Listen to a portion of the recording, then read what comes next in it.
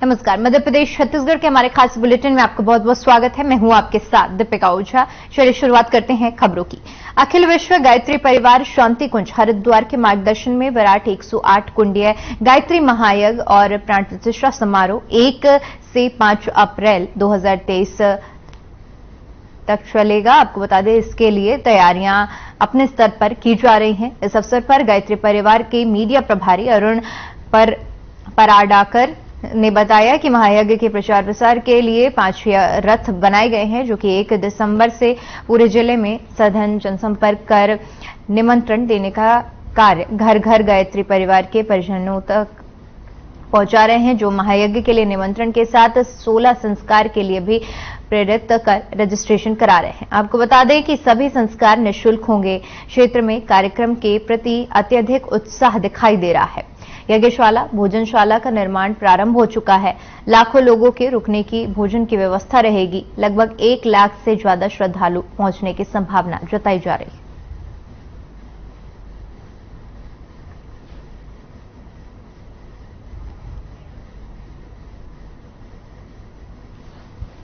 तो 1 से 5 अप्रैल तक महायज्ञ का आयोजन किया जा रहा है, जो कि गायत्री परिवार की तरफ से किया जा रहा है। आपको बता दें कि इस महायज्ञ के प्रचार के लिए 5 रथ निकाले गए हैं, जो कि घर घर जाकर इस महायज्ञ का निमंत्रण लोगों को दे रहे हैं। कार्यक्रम की तैयारी की जा रही है और लोगों में भी खासा उत्साह देखने को मिल रहा है।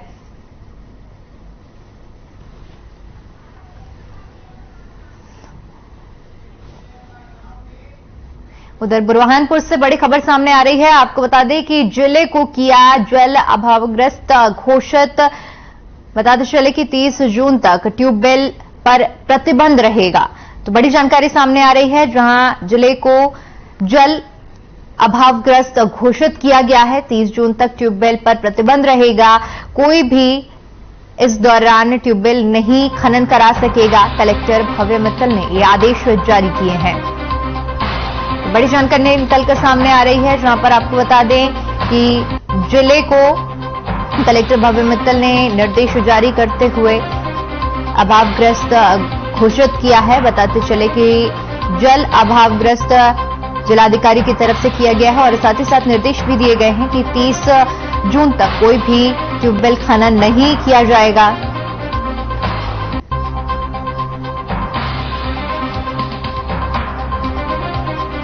जल अभावग्रस्त घोषित करने के बाद आदेश जारी किए गए हैं, जिसमें 30 जून तक ट्यूबवेल के खनन न किए जाने के निर्देश दिए गए हैं कलेक्टर भव्य मित्तल की तरफ से।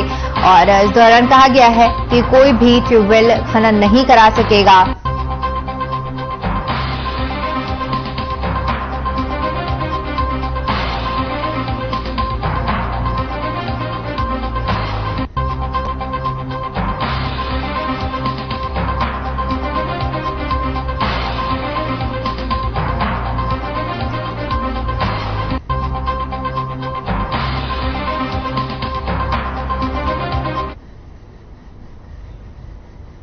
दंतेवाड़ा शहर में देर रात उस वक्त हड़कंप मच गया जब सिटी कोतवाली क्षेत्र में बस स्टैंड स्थित विमल इलेक्ट्रॉनिक्स की दुकान में आग लग गई। आग लगने से मोबाइल दुकान में रखा लाखों रुपए का सामान जलकर खाक हो गया। आग लगने की सूचना पुलिस और दमकल विभाग को दी गई।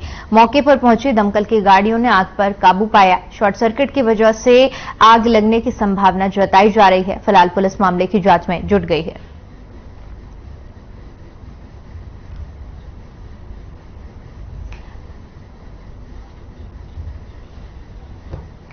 तो खबर दंतेवाड़ा से है, जहां पर एक मोबाइल की दुकान में भीषण आग लग गई और जिसकी वजह से लाखों का सामान जलकर खाक हो गया है। तस्वीरें भी हम आपको दिखा रहे हैं, जहां पर मोबाइल की फैक्ट्री में आग लगी। मोबाइल की दुकान में ये आग लगी है और सूचना मिलते ही पुलिस और दमकल विभाग की टीम मौके पर पहुंची और कड़ी मशक्कत के बाद आग पर काबू पाया गया। आग की लपटों में घिरी मोबाइल की ये दुकान, जिसमें लाखों का सामान रखा हुआ था। हालांकि अभी तक आग लगने की वजह सामने नहीं आई है, लेकिन देर रात की यह घटना है जब मोबाइल की दुकान में ये आग लगी और देखते ही देखते आग ने इतना विकराल रूप ले लिया कि दुकान में रखा सामान जलकर खाक हो गया। गनीमत की ये बात ये रही कि इस आग में किसी के भी हताहत होने की खबर सामने नहीं आई है। तो तस्वीरें आप देख रहे हैं जहां पर मोबाइल की दुकान में आग लगी है।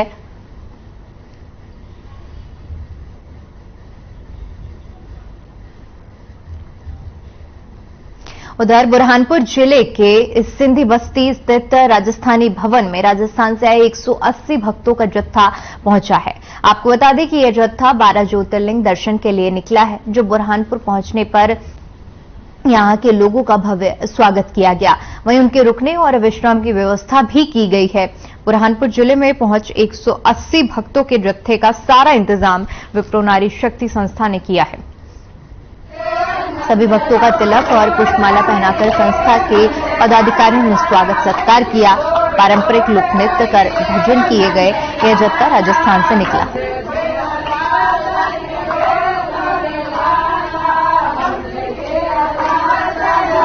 तस्वीरें आप देख रहे हैं जहां पर 12 ज्योतिर्लिंगों के दर्शन के लिए 180 लोगों का जत्था निकला है और बुरहानपुर पहुंचने में विप्रो नारी शक्ति संस्थान की तरफ से इस जत्थे का स्वागत किया गया। फूलमाला और साथ ही साथ तिलक लगाकर इन सभी का स्वागत किया है। आपको बता दें कि ये जत्था 12 ज्योतिर्लिंगों के दर्शन के लिए निकला है। मैं श्रीकांत और ये बुरहानपुर आ रहे हैं यहाँ पे दर्शन करने के लिए और हमारी विप्रो नारी संस्थान उनका बहुत स्वागत कर रही है और उनका नाश्ता चाय नाश्ते का प्रोग्राम रखा गया है उनके स्वागत के लिए। और जब भी राजस्थान से ऐसे तीर्थ यात्री महाजन वहाँ से आते हैं तो हमारी विप्रो नारी संस्थान उनके लिए हमेशा स्वागत के लिए अग्रसर है और हमेशा रहेगी।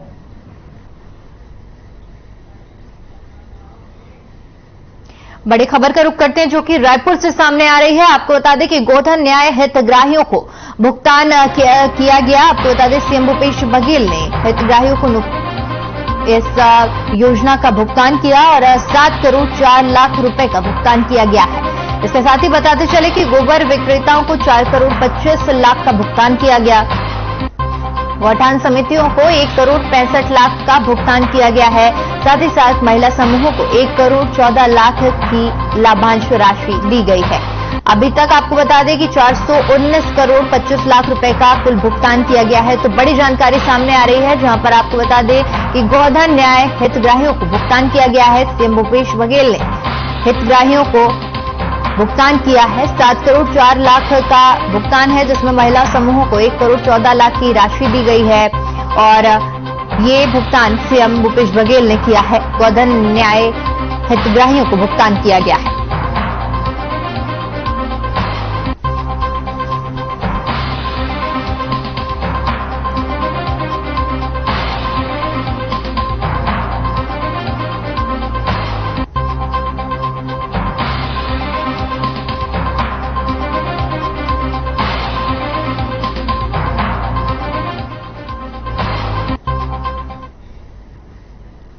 चलिए बढ़ते हैं अगली खबर की ओर। बता दें कि बुरहानपुर जिले के खकनार थाना क्षेत्र में आपको बता दें कि नायरा पेट्रोल पंप के पास मंगलवार देर रात अज्ञात बदमाशों ने एक युवक पर हमला कर दिया। बताया जा रहा है कि बदमाश कार में सवार होकर आए थे। हमले के दौरान युवक की बंदूक से उसके ही पैर में गोली लग गई। हमला करने के बाद बदमाश मौके से फरार हो गए। खकनार पुलिस ने मौके पर पहुंचकर घायल युवक को सामुदायिक स्वास्थ्य केंद्र में भर्ती कराया।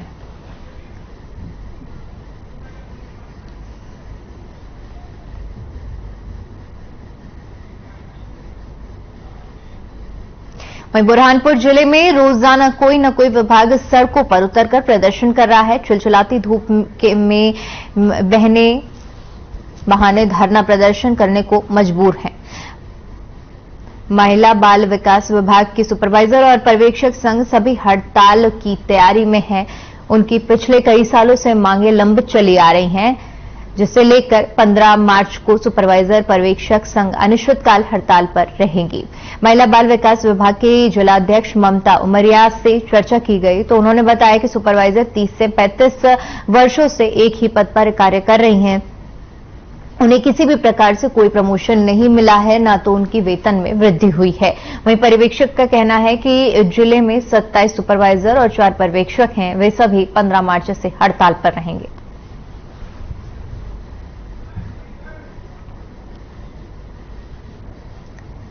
तो बता दें कि पर्यवेक्षक और सुपरवाइजर संघ की हड़ताल जारी है, जहां पर लंबे समय से कार्य करने पर न तो वेतन की बढ़ोतरी हुई है और न ही आपको बता दें कि कोई प्रमोशन हुआ है, जिसको लेकर ये महिलाएं प्रदर्शन कर रही हैं।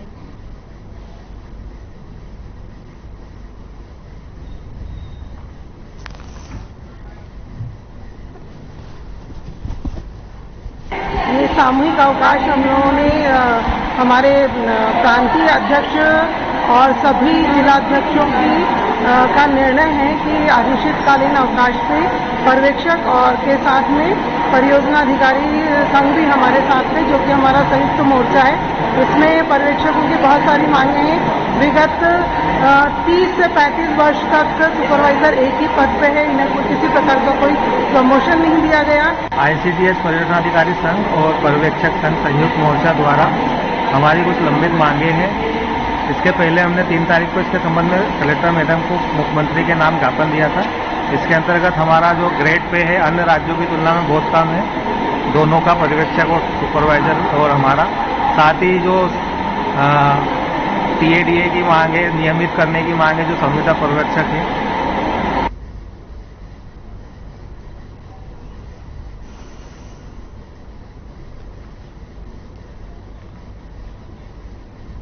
रायपुर से बड़ी खबर सामने आ रही है, जहां पर ईंट भट्टे में बड़ा हादसा हो गया। आपको बता दें, काम कर रहे 5 मजदूरों की मौत हो गई है। एक मजदूर इस पूरी घटना में घायल बताया जा रहा है, जिसका इलाज अस्पताल में जारी है। आपको बता दें कि गढ़फूल झार का रहने वाला था।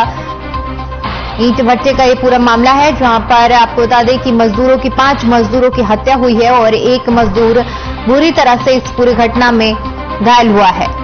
काम कर रहे 5 मजदूरों की मौत हुई है और एक मजदूर घायल बताया जा रहा है, जिसका इलाज जारी है।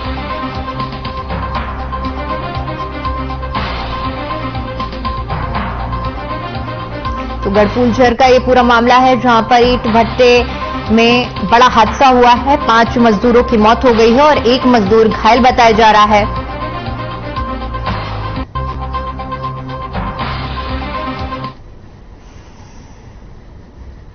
तस्वीरें आप देख रहे हैं जहां पर ये हादसा हुआ है और ईंट भट्टे का ये जहां पर काम हो रहा था, वहां पर ये 5 मजदूर थे जो काम कर रहे थे, जिनकी मौत हुई है और साथ ही साथ एक मजदूर है जिसकी हालत अभी गंभीर बताई जा रही है, जिसका इलाज जारी है।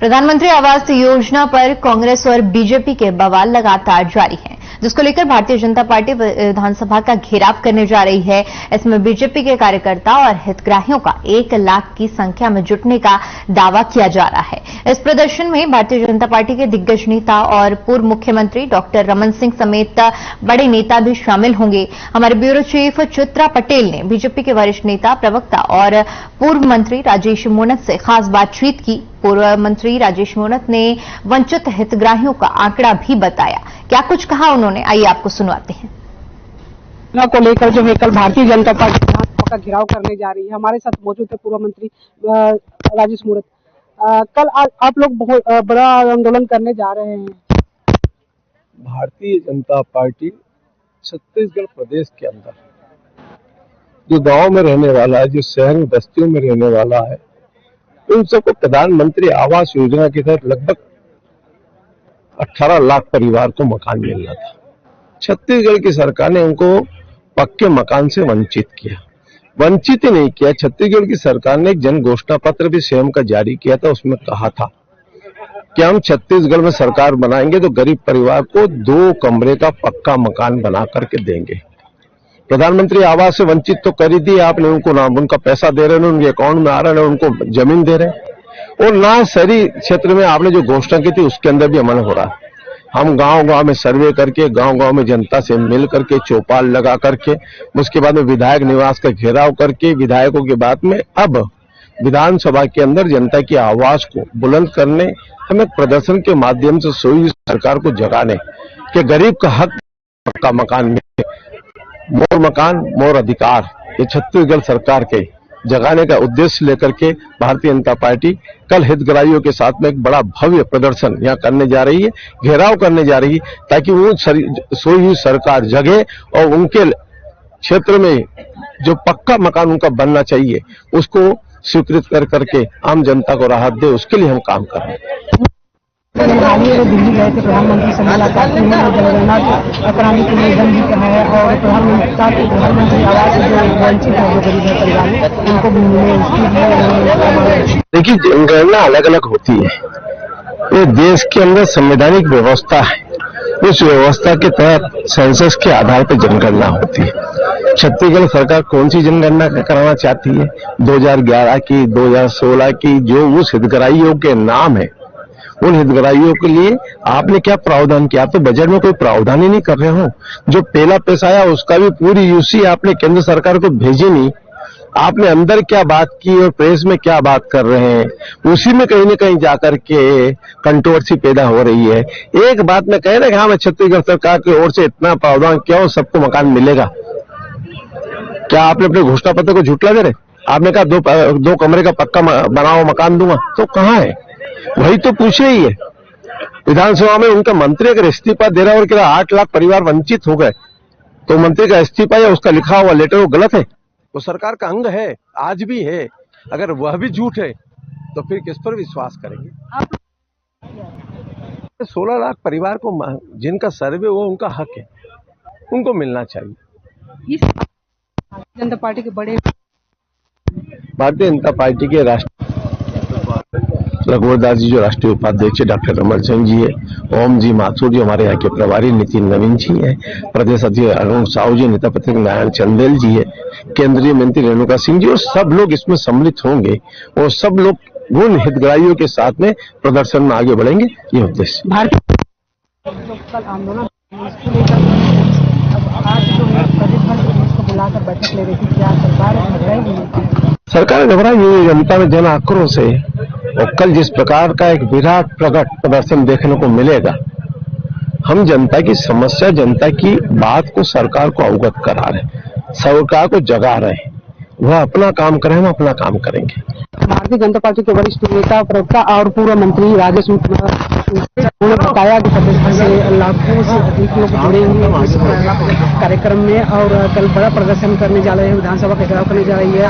मांग है इनकी कि जो छत्तीसगढ़ के हितग्राही प्रधानमंत्री आवास योजना को लेकर जो वंचित हो गए हैं उनको आवास मिले। यहाँ पर लाखों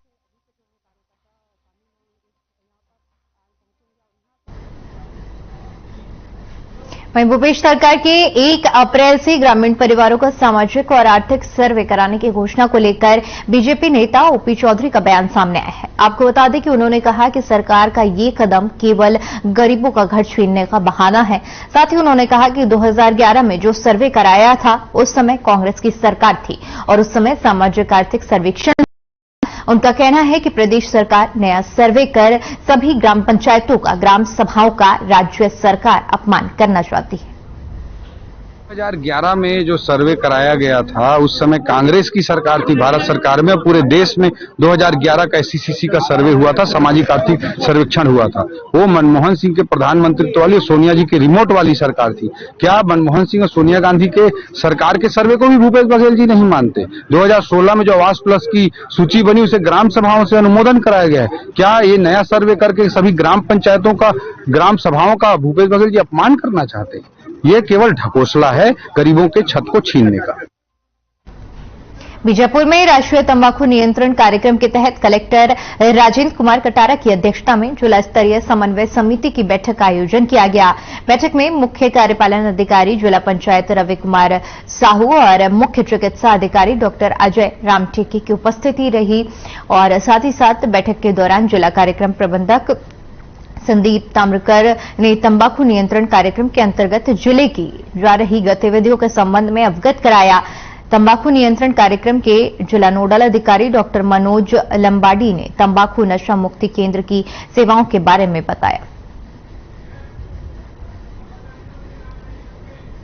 तो आपको बता दें कि 17 मार्च को तंबाकू निषेध अभियान चलाया जा रहा है और बता दें कि इसके लिए समस्त कार्यकर्ता इस तंबाकू मुक्त होंगे और साथ ही साथ सार्वजनिक स्थानों पर धूम्रपान के लिए रोक लगाई जाएगी, जिसके लिए जिला स्तरीय बैठक भी की गई।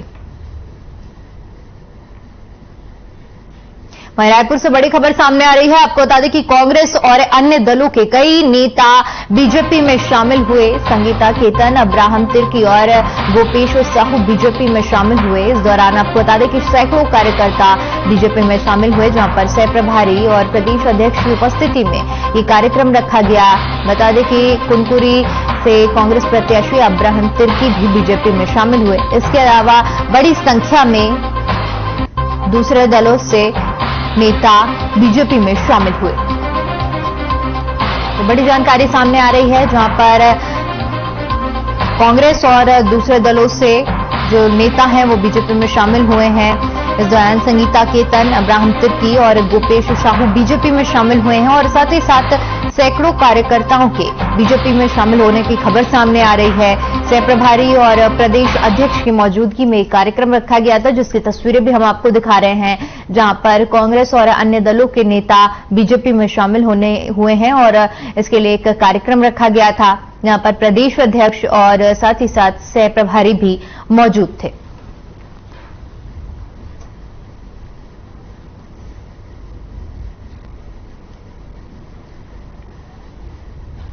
वहीं छिंदवाड़ा के गुलाब राय के गली नंबर 13 में एक निर्माणाधीन मकान के पास गाय गड्ढे में गिर गई और रात भर तड़पती रही, लेकिन इस ओर किसी का ध्यान नहीं गया।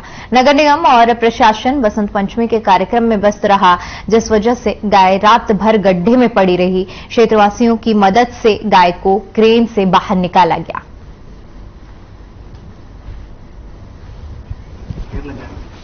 इतने दर्द में वो मैं शासन प्रशासन और मुख्यमंत्री शिवराज मामा जी को बोलना चाहता हूँ कि भाई गौ माता अगर माता है तो माता को घर में रखा जाता है, उसका मान और सम्मान किया जाता है। ऐसे रोड पे मरने के लिए नहीं छोड़ा जाता। अगर आप उसको माँ कहते हैं तो उसका मान और सम्मान जीने तक और मरने तक उसका साथ देना चाहिए, उसकी व्यवस्था करनी चाहिए। मैं शिवराज मामा को और सारे जिन लोग जो भी भाई है हमारे सभी समाज के भाइयों को ये मैं कहना चाहता हूँ कि भाई माँ है, अपन उसको माँ मानते तो उसका सिर्फ उपयोग करके उसको छोड़ नहीं दिया जाता है। उसको अंत तक उसका जो भी प्रोसीजर है, जो भी प्रोसेस है, उसको वहां तक ले जाके उसका इलाज करा दिया जाए।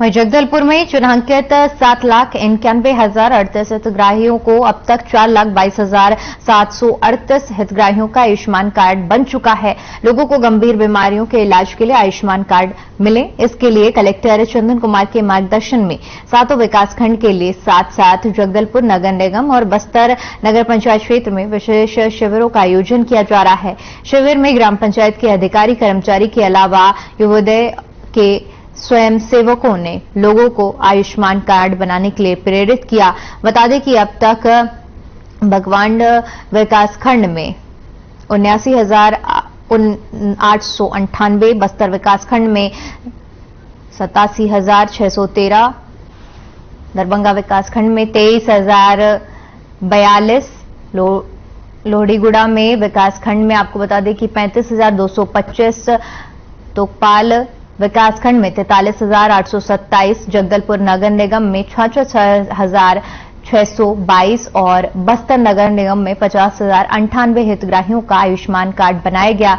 वहीं 7 मार्च से 13 मार्च के बीच में 534 शिविरों के माध्यम से 9,536 आयुष्मान कार्ड बनाए गए।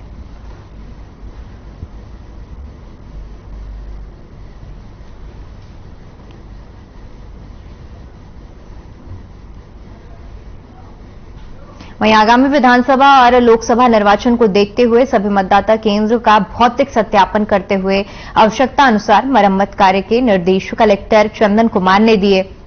उन्होंने मंगलवार को जिला कार्यालय के प्रेरणा सभाकक्ष में आयोजित समय सीमा की बैठक में कहा कि सभी मतदान केंद्रों में निर्वाचन आयोग के मापदंड के अनुसार 2 दरवाजा युक्त कक्ष, बिजली, पेयजल, शौचालय और समुचित व्यवस्था सुनिश्चित की जाए। साथ ही साथ मतदान केंद्रों के तौर पर नवनिर्मित या उन्नयन किया जाए और इस उन्नयन की गए शालाओं, भवनों का यथासंभव चयन करने के निर्देश दिए। मतदान केंद्र भवन के परिवर्तन की स्थिति की जानकारी यथाशीघ्र उपलब्ध कराने के निर्देश भी उन्होंने दिए। बैठक में वन मंडलाधिकारी टीपी साहू, जिला पंचायत के मुख्य कार्यपालन अधिकारी प्रकाश शर्वे, अपर कलेक्टर हिरेश मंडावी और जिला स्तरीय अध्यक्ष उपस्थित रहे। कलेक्टर ने मुख्यमंत्री स्कूल जतन योजना के तहत मरम्मतशाला का प्रस्ताव शीघ्र शासन को प्रेषित करने के निर्देश दिए हैं। साथ ही साथ डेंगू के प्रकरण पाए जाने पर इसके नियंत्रण के लिए अभियान चलाकर दवाई का छिड़काव, रोगों के प्रति जागरूकता कार्यक्रम संचालित करने के निर्देश दिए हैं। बैठक में समय सीमा के प्रकरणों की चर्चा करते हुए निराकरण करने के लिए आवश्यक कार्रवाई सुनिश्चित करने के निर्देश दिए हैं।